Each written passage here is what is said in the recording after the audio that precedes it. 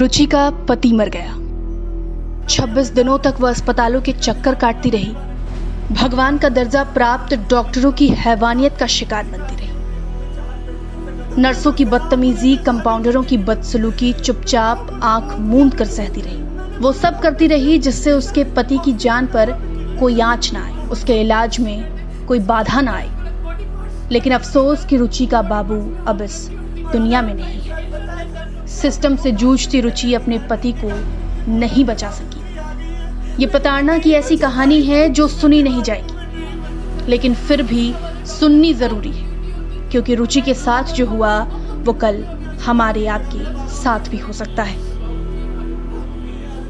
Corona की वजह से बहुत सारे लोगों ने अपनों को खोया है, और खोया तो है ही, लेकिन जो प्रताड़ना सही है, खास तौर पर जो अस्पताल में एक कुव्यवस्था की वजह से जिस प्रकार लोग जिस दौर से गुजरे हैं वो बयां करने लायक नहीं। हमारे साथ रुचि हैं, इनके पति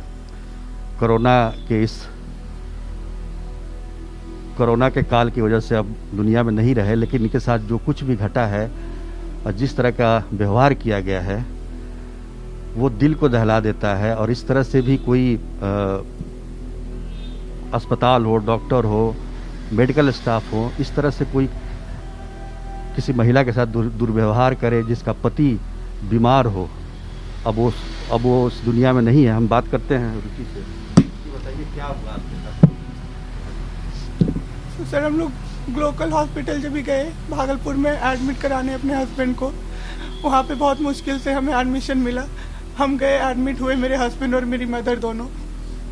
वहाँ पे एक नर्स, एक डॉक्टर, किसी ने भी, बस एक सुमित चौहान सर, उन्होंने थोड़ी इंसानियत दिखाई थी, वो ठीक से देखते थे जो विजिट पे आते थे। अदरवाइज एक डॉक्टर ने, किसी ने, नर्स ने, किसी ने भी मदद नहीं किया। Glocal hospital sir, Glocal hospital Bhagalpur का ग्लोकल हॉस्पिटल। उसके बाद वहाँ पे कोई केयर नहीं होता था। मेरे हस्बैंड पॉटी करके, यूरिन पास करके 4-4 घंटा, 10-10 घंटा पड़े रहते थे, कोई क्लीन नहीं करता था। वो फ़ोन करके बोल नहीं पा रहे थे, मेरे हस्बैंड फ़ोन करके मुझे बुलाते थे, मैं जाती थी, मैं क्लीन करती थी।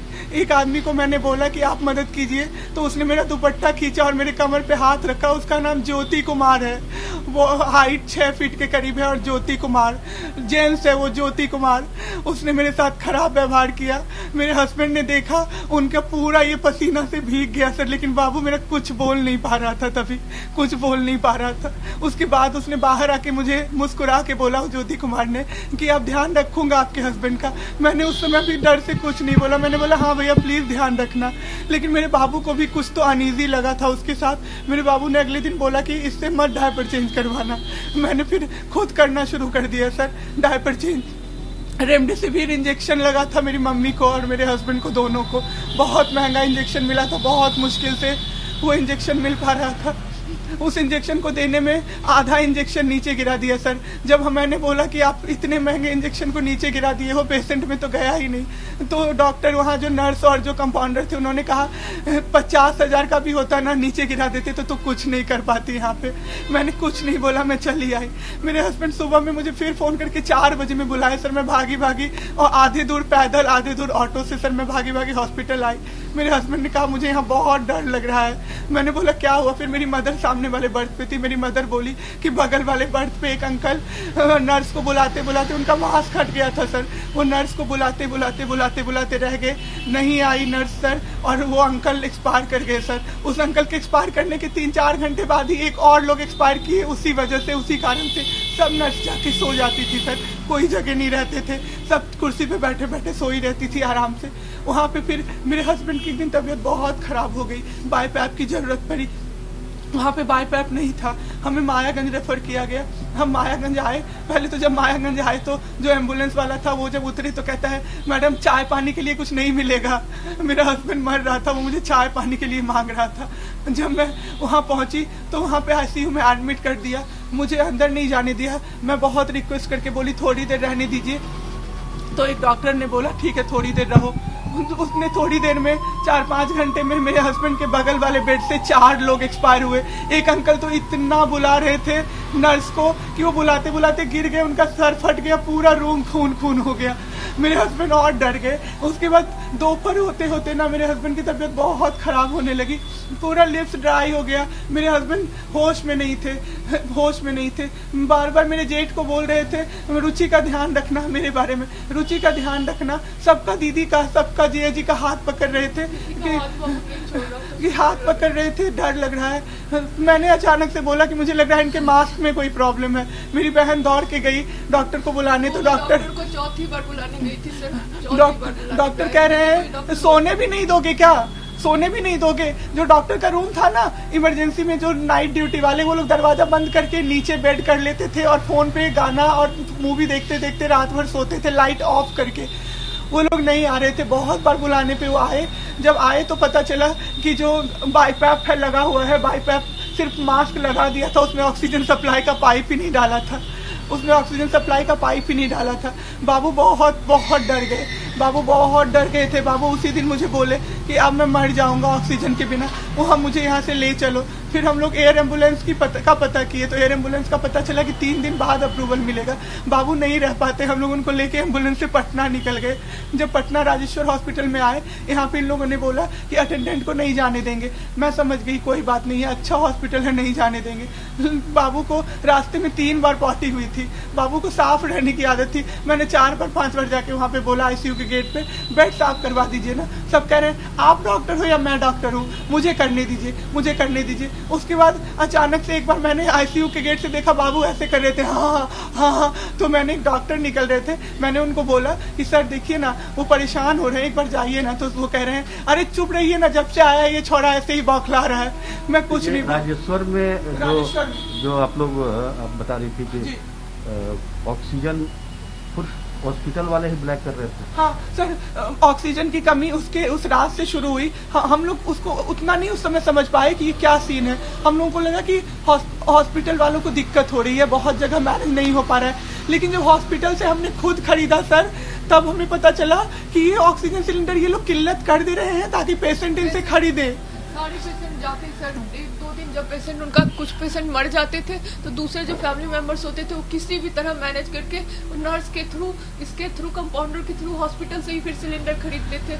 आधा 1-1 घंटा के लिए कितने में बेचते थे लोग? सर हमको एग्जैक्ट पता नहीं है, मेरे भैया को पता होगा, वो भी मैं पूछ के बताऊंगी सर। भैया ही सब कुछ मैनेज कर रहे थे। मेरे रियल ब्रदर जो है वो होता था मार्केट प्राइस पे कुछ भी नहीं हो रहा था सर। उसके बाद जब मैं वहाँ पे बाबू का बहुत मैंने सेवा किया। एक दिन डॉक्टर जब मैं लेके आई थी ना, तब डॉक्टर ने कहा था ये नहीं बचेगा। 4 दिन बाद मुझे डॉक्टर रवि रंजन ने बोला टचवुड ये पेशेंट तो गजब का रिकवर किया है। क्या किया तुमने? ये पेशेंट तो गजब का रिकवर किया है। और मेरे बाबू का 18 लीटर से मैंने 4 से 6 लीटर कर दिया। मेरे बाबू पता है सर, बाईपैप से नॉर्मल मास्क पे मेरा बाबू चला आया, बाईपैप पे नॉर्मल मास्क पे। उस दिन मुझे लगा मैं जंग जीत गई सर, अब मैं जंग जीत गई। लेकिन ऑक्सीजन के कमी के चलते मैंने एक दिन बाबू को बोला बाबू तो सब ठीक है ना? तो मेरा बाबू बोल रहा है हाँ यहाँ ठीक है। डर मैंने बोला डर किस चीज का? तो कॉर्नर में सिलेंडर रखा रहता था हमारा, तो सिलेंडर का डर। देखो ना लीक नहीं कर रहा ना, तुम चेक कर लो ना। डॉक्टर को मत चेक करने बोलो, मुझे डॉक्टर पे नहीं ट्रस्ट है, ये लोग कोई हमारा अपना नहीं है, तुम चेक कर लो बेटा।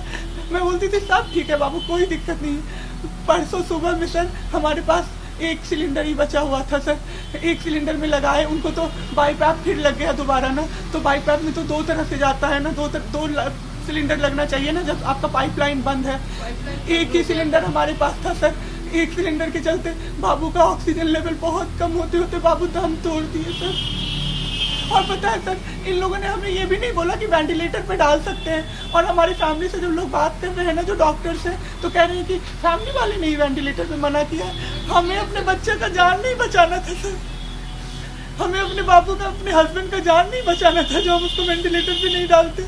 हमें एक बार किसी ने नहीं बोला। जब बाबू का दम टूट गया ना सर, तभी भी मैंने बोला सर थोड़ी देर वेंटिलेटर पे डाल दीजिए ना, हो सकता है कुछ हो जाए। कह रहे कुछ नहीं होगा, कुछ नहीं। मैंने पैर पकड़ ली सर। वहाँ पे एक धर्मेंद्र सर करके हैं, उनमें फिर भी इंसानियत है सर, वो बहुत अच्छे हैं। फिर भी धर्मेंद्र सर, उन्होंने जबरदस्ती, मैंने बोला, फिर उन लोगों ने वेंटिलेटर पे डाला, लेकिन बाबू खत्म हो चुके थे सर।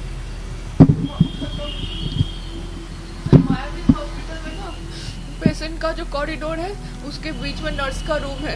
नर्स लोग रोज रात को बेडशीट चेंज करती थी लाइट ऑफ करके, और जो भी 3-4 नर्स ड्यूटी पे हो जाती थी सो जाती थी, और अगर आपको डॉक्टर को एक्सेस करना है तो उस रूम से होके जाने होते थे, और हम लोग गेट पे भी खड़े होते थे ना, नर्स बोलती थी दूर खड़े हो, कोरोना पेशेंट के फैमिली से दूर खड़े हो, और जब बोलते थे ना आ जाओ, 4 बार ऑक्सीजन लेवल ड्रॉप हो रहा है, 4 बार 5 बार मशीन में अलार्म आ रहा है, क्या हुआ है मशीन में, हम टेक्नीशियन थोड़ी है, हमें क्या पता, डॉक्टर को पूछो, डॉक्टर को बुला दीजिए, नहीं अभी डॉक्टर को नहीं बुला सकते, डॉक्टर सो रहे हैं। एक्चुअल में डॉक्टर होते ही नहीं थे हॉस्पिटल में सर, कोई ड्यूटी पे नहीं आता है हॉस्पिटल में।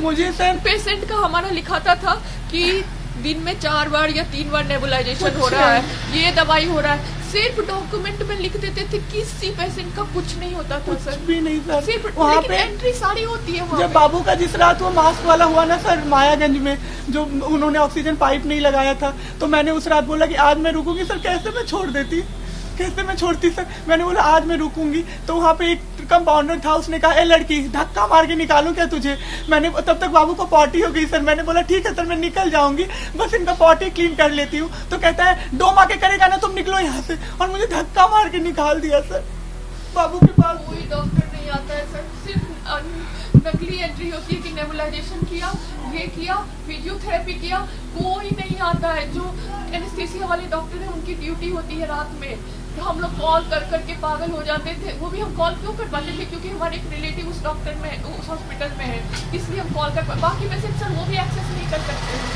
हम लोग प्रिविलेज थे। और क्या चाहती हो हॉस्पिटल पर कार्रवाई क्या चाहती? हाँ सर, सबसे पहले तो सर मुझे एक कहीं भी सर अगर आप ये लाइव दिखा दें या मुझे एक शो पे बुला के मुझे बस बात करवा दीजिए कि मेरा सबसे पहला कंसर्न सर ये है कि लोगों को पता चले, उसके बाद कुछ। ये रुचि की व्यथा है जो अपने पति को बचाने के लिए लगातार 26 दिनों तक, जो सॉफ्टवेयर इंजीनियर पति थे, अब हालांकि वो दुनिया में नहीं है, लेकिन जिस तरह से संघर्ष किया है रुचि ने और जिस तरह के व्यवहार देखे हैं हॉस्पिटल में और जिस तरह का इलाज, वो सारा कुछ ये बताना चाहती हैं ताकि बाकी लोग जो इस दौर से गुजर रहे हैं वो कुछ समझें, कुछ समझें। कैमरामैन नदीम आलम के साथ सुजीत कुमार झा, पटना।